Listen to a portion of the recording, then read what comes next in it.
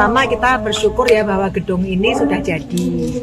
Namun demikian ternyata masih banyak kekurangan-kekurangan yang harus diperbaiki. Contoh kayak tadi waktu kita lihat itu panggung kan juga ada kerusakan. Terus di dalam gedung teater itu ternyata masih ada titik-titik kebocoran. Ini kan eman-eman karena kita bangun ini kan dari awal, bukan renovasi. Jadi hal-hal seperti itu mestinya bisa diperbaiki. Kalau dari segi sewa itu menurut Dewan sendiri gimana, Bu? Ya, jadi makanya itu tadi kita diskusi sama teman-teman di Sputpar itu sewa itu mestinya nanti ada pembeda antara sewa yang komersil dan juga sewa yang untuk pembinaan seni. Jadi harganya itu tidak, kalau tadi disampaikan berapa, 25 juta ya kalau yang untuk komersil itu. Lah ini kalau teman-teman seniman mau menggunakan harga segitu kan tentunya cukup tinggi ya. Jadi kita harapkan nanti ada kebijakan lagi supaya harga yang untuk seniman itu nanti bisa kita atur supaya rendah. Nampaknya juga Bu Wali juga sudah setuju masalah hal tersebut ya, tinggal nanti kita dituangkan oleh Bu Wali mungkin lewat perwal atau lewat perkadim nanti. Ada catatan lain mungkin Bu selain itu?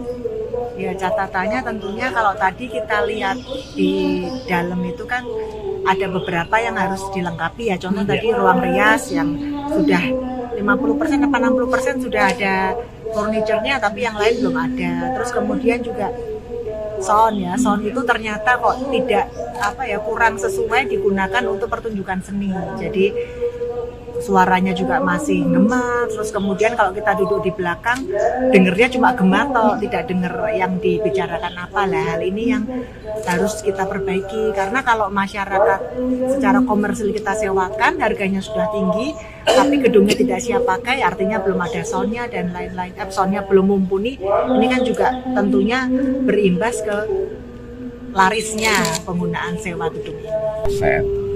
Yang ada di kawasan TBRS, khususnya gedung Kinarto Sabdo yang baru ini. Jadi optimalisasi ini kan baik dalam rangka mengoptimalkan asetnya, gedungnya, bangunannya. Sisi yang lain juga mengoptimalkan pendapatan pemerintah. Nah, maka kita akan lihat, kita kaji dengan tarif yang ada di Perda itu 25 juta sekali pakai, apakah itu sudah layak atau tidak, kan tentu ini harus kita evaluasi. Jadi yang pertama optimalisasi, yang kedua memang tadi harus ada pembinaan, pembenahan mulai dari tata ruang, kemudian tata suaranya. Ya, tata ruang ini termasuk pengondisian ruangan AC. Itu kan masih banyak yang bocor-bocor ini. Artinya ini sudah di AC di ruang ini, tapi ternyata AC-nya itu keluar. Apalagi sampai ke plafon. Di atas plafon itu pasti udara panas. Nah kalau udara panas, ada AC bisa ke situ ya kesedot ke situ semua. Nah ini nanti sambil kita lihat. Paling tidak dalam tahun ini nanti kita buat ya kajian sederhana lah untuk ya tadi intinya optimalisasi aset di gedung yang baru ini. Jangan sampai gedung yang baru ini masyarakat tidak mau menggunakan, kemudian ditambah semakin lama rusak itu loh. Nah, kita tidak mau, terus akhirnya jadi gedung mangkrak.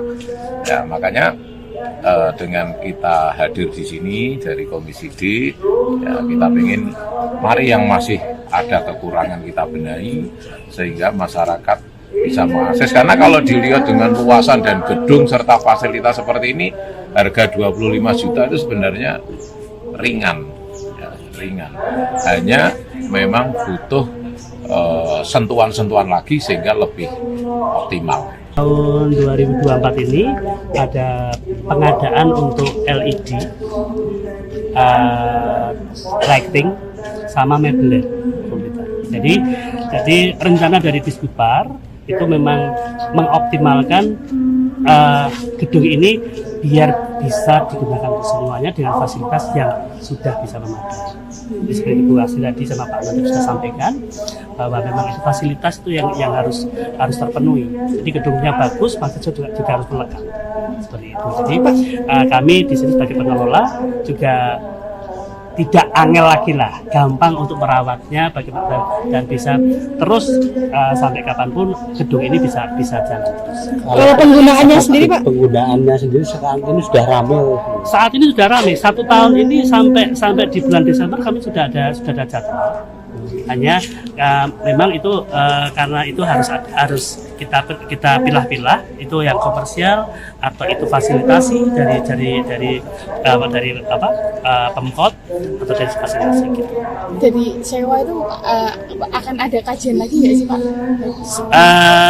Kalau saya rasa dengan 25 juta untuk satu gedung ini, untuk saya nggih, kalau dibandingkan dengan yang lain, ini sudah murah kalau di Semarang. Karena gedung Raja Wali yang saat ini lebih kecil dari ini kapasitasnya, tapi harga sewanya sudah sampai 60 lebih. Jadi untuk ukuran sewa gedung ini mungkin untuk pembisnis tidak terlalu berarti.